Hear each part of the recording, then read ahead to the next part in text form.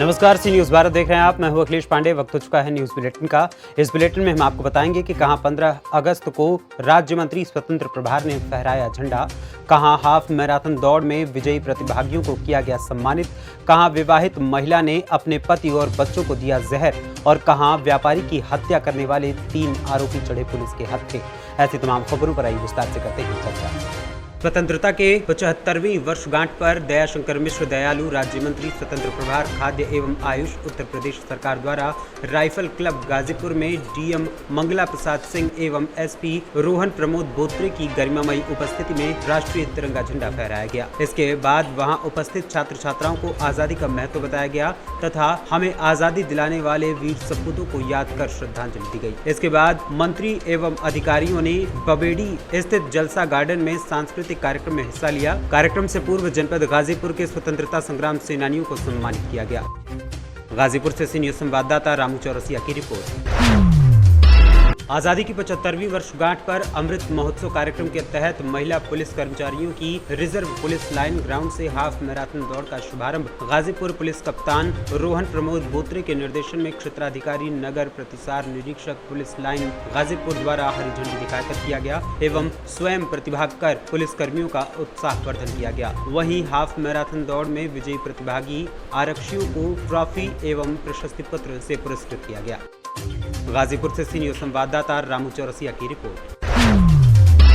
खबर गाजीपुर से है, जहां सुहवल थाना क्षेत्र के ढढ़नी भानमल राय गांव की रहने वाली एक विवाहिता महिला सुनीता यादव पत्नी बालेश्वर यादव उम्र करीब 35 वर्ष के द्वारा अपने पति से पारिवारिक कलह के कारण अपने 3 बच्चों को सल्फास नामक जहर एल्यूमिनियम फास्फाइड दे दिया गया, जिससे उसके 2 पुत्र प्रियांशु उम्र 8 वर्ष और हिमांशु उम्र 10 वर्ष तथा एक पुत्री सुप्रिया यादव की मौत हो गई। घटना की सूचना मिलते ही मौके पर पहुंची सुहवल इंस्पेक्टर तारावती ने महिला अभियुक्ता और तीनों बच्चों के शव को कब्जे में लेकर पोस्टमार्टम के लिए भेज दिया है। वहीं सुहवल पुलिस द्वारा अभियुक्ता श्रीमती सुनीता यादव को धारा 302 के तहत गिरफ्तार कर जेल भेजने की तैयारी की जा रही है।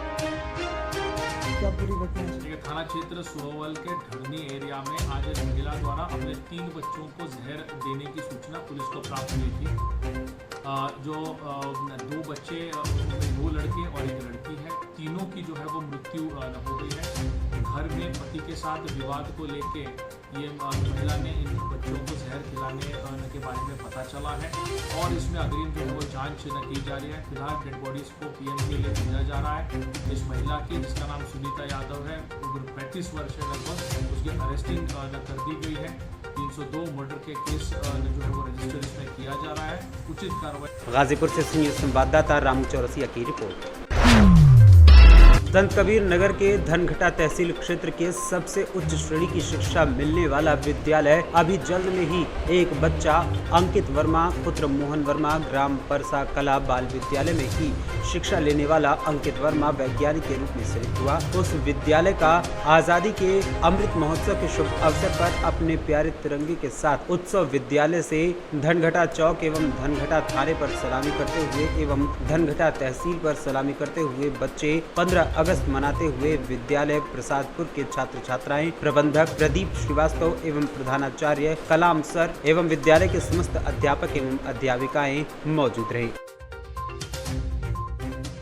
संत कबीर नगर से सी न्यूज़ संवाददाता रमेश चंद की रिपोर्ट।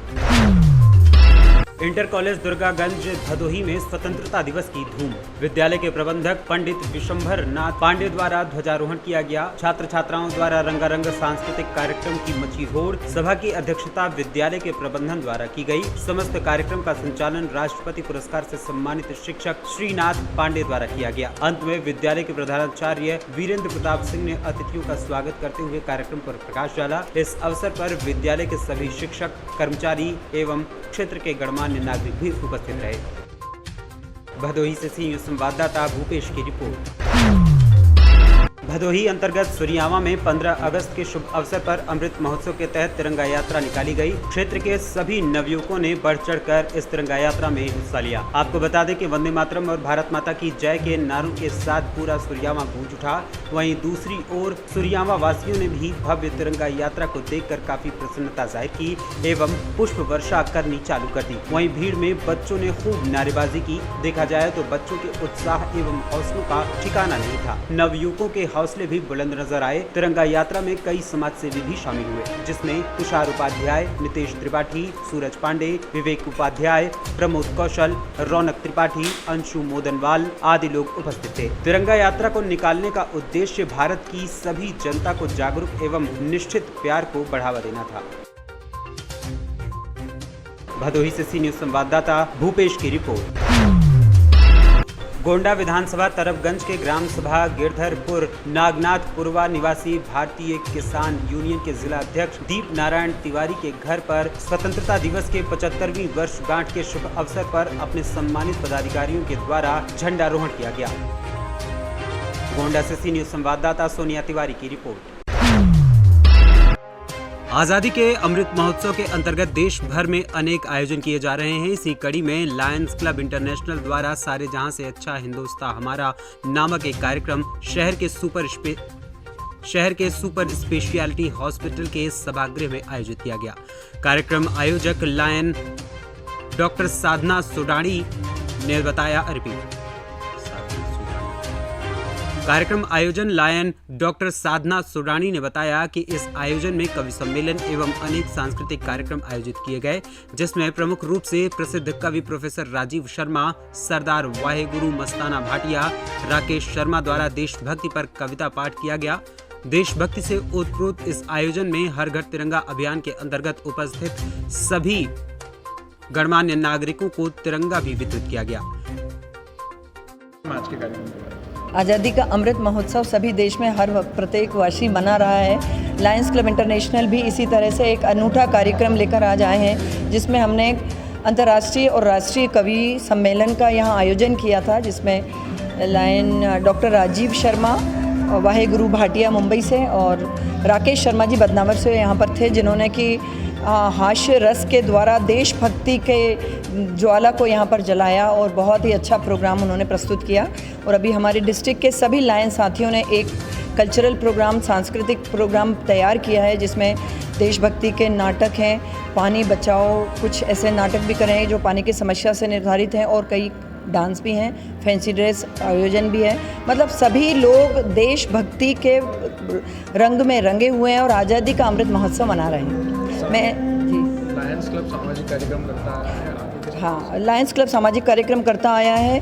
वो हमेशा वैसे ही कार्यक्रम करता रहेगा, क्योंकि उसका मुख्य उद्देश्य सर्विस है, वी सर्व है। अभी जो इंदौर में बाढ़ आई हुई है, उसके लिए भी हम पूरी तरह जागृत हैं। उसकी ग्रांट अप्लाई करी हुई है। जैसी ग्रांट आती है, हम लाएँ महापौर भार्गव जी से मिलकर उसको किस तरह से इंदौर में वितरित करेंगे, कहाँ कहाँ ज़रूरत है, उसके लिए हम आगे आएंगे। मैं लायन डॉक्टर साधना सोडानी, डिस्ट्रिक्ट गवर्नर, डिस्ट्रिक्ट 3233 जीवन। इंदौर से सी न्यूज संवाददाता शुभम अग्रवाल की report. Guru Nanak Dev educational institute इटारा Maigalganj Kheri में तिरंगा यात्रा निकालकर बड़ी धूमधाम से मनाया गया आजादी का अमृत महोत्सव। इस अवसर पर कॉलेज के प्रबंधक ऋषिपाल सिंह, प्राचार्य डॉक्टर कमलजीत कौर, अनिल रावत, सरोज कुमार मिश्रा, विदेश पाल सिंह, राघवेंद्र दीक्षित, अमरजीत सिंह आदि लोगों ने रैली में तिरंगा यात्रा के साथ मौजूदगी दर्ज कराई। मैगलगंज खीरी से सीनियर संवाददाता अवनीश गुप्ता की रिपोर्ट। कहते हैं कि अपराधी कितना भी शातिर क्यों न हो, लेकिन कानून के लंबे हाथों से बच नहीं पाता। ऐसा ही हुआ रेवाड़ी के एक मेटल व्यापारी के साथ, जिसने अलवर के एक मेटल व्यापारी की लाखों रुपए की देनदारी के कारण उसके पैसे देने के बहाने अपनी फैक्ट्री में बुलाकर अपने दो साथियों की मदद से उसकी हत्या कर दी और शव को मेटल गलाने की बंद पड़ी भट्टी में दफनाने के बाद फरार हो गया। अब रेवाड़ी की सीआईए पुलिस ने मुख्य आरोपी अंकित सहित तीनों हत्यारों को गिरफ्तार कर लिया है, जिन्हें आज कोर्ट में पेश कर रिमांड लिया जाएगा। जाएगा। पुलिस की माने तो 50 वर्षीय मंगत राम अरोड़ा राजस्थान के अलवर का रहने वाला था, जो रेवाड़ी के एक मेटल व्यापारी अंकित के साथ मेटल स्क्रैप का व्यापार करता था। मंगत राम ने रेवाड़ी के मेटल व्यापारी अंकित भलिया से करीब 14 लाख रुपए लेने थे, जिसके लिए वो बार बार रेवाड़ी आता था। 10 अगस्त को भी वो पैसे लेने के लिए रेवाड़ी आया था, लेकिन वापस अलवर नहीं जा सका। तो परिजनों को रेवाड़ी के व्यापारी पर शक हुआ और 0 FIR रेवाड़ी पुलिस को शिकायत की। जानकारी के अनुसार 10 अगस्त को अंकित ने मंगत राम को रुपए के बहाने अपनी फैक्ट्री ले जाकर मौका पाकर अपने 2 साथियों मनोज और दीपक की मदद से मंगत राम की गला घोंटकर हत्या कर दी और उसे भट्टी में दफनाने के बाद वहां से फरार हो गया। फोन कॉल डिटेल के आधार पर पुलिस ने मुख्य आरोपी अंकित को लुधियाना से और मनोज और दीपक को रेवाड़ी से गिरफ्तार कर लिया। उनके 10 तारीख को नहीं पहुंचा तो उन्होंने अलवर हमारे रिपोर्ट की थी। अलवर से हमारे 0 FIR यहाँ आ गई थी। हमने उस पर मुकदमा दर्ज कर दिया था। मुकदमा दर्ज करने से हमारे SHO साहब पर चाहिए की टीम हमने गठित कर दी थी। साइबर की भी मदद ली थी। तो हमने फिर पूरी जांच पड़ताल से पता लगा कि इन्होंने 10 तारीख को ही इसका मर्डर कर दिया। कौन शामिल थे, क्या शामिल तो इसमें अंकित है, मनोज है और अपना दीपक है। अभी तक की तफ्तीश में तो यही बात आई है। बाकी और इनका रिमांड लेंगे। रिमांड में जो भी इसका साथी होगा उनको तो लोगों को तो हमने यहीं से अरेस्ट किया था, लेकिन ये फरार हो गया था। फिर उसको लुधियाना से हमारी पुलिस ले गई। पहले इनके मामले दर्ज थे। दीपक पे है मामले में। दीपक मर्डर का केस है पहले, जिसको इन्होंने लालच दिया था 1 लाख रुपये। नहीं, ये अभी इसकी जांच करेंगे। ये पैरोल पाया हुआ था। ये बता दे रहे हैं कि मैं बरी हो गया इस मुकदमे में, लेकिन अब इसकी जांच करेंगे भी ये सच बोल रहा है झूठ बोल रहा है। अभी तक जैसे परिजन जो कह रहे थे फिर 10 तारीख को लापता था, मतलब नहीं मिले, फिर लापरवाही अभी कहते हैं रेवाड़ी पुलिस आई 4 दिन हमारे यहाँ डेड बॉडी दबी रही। नहीं, हमने हमारे पास वो 12 तारीख को आ गए थे। हमने 12 तारीख को मुकदमा दर्ज कर दिया। जब से हमारी वो कर रही थी अपना, क्योंकि हमें जब उसका फ़ोन उसका चल रहा था, फ़ोन की लोकेशन हमने ट्रेस की। फिर अब फ़ोन की लोकेशन से उसमें हमें ऐसे क्लू मिले हैं जिससे हमें इस मर्डर में हमें साथ मिला। नहीं, कोई राजनीतिक दबाव नहीं था। नहीं, किसी चीज़ का हमारे ऊपर कोई किसी भी प्रकार का राजनीतिक दबाव नहीं था। क्रिमिनल आदमियों के साथ हम बिल्कुल सच्चाई से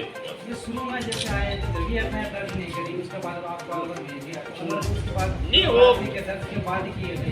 वहाँ से 0 की FIR जब आई है ना, सबसे पहले वो अलवर में गए थे, क्योंकि वो अलवर के रहने वाले हैं। जब वो यहाँ पर आए हैं, जब स्विच ऑफ हो गया उनका फ़ोन, तो नहीं मतलब वहाँ गया तो उन्होंने कंप्लेंट वहाँ लिखवाई थी। फिर अलवर से 0 FIR काट के फिर हमारे पास आए।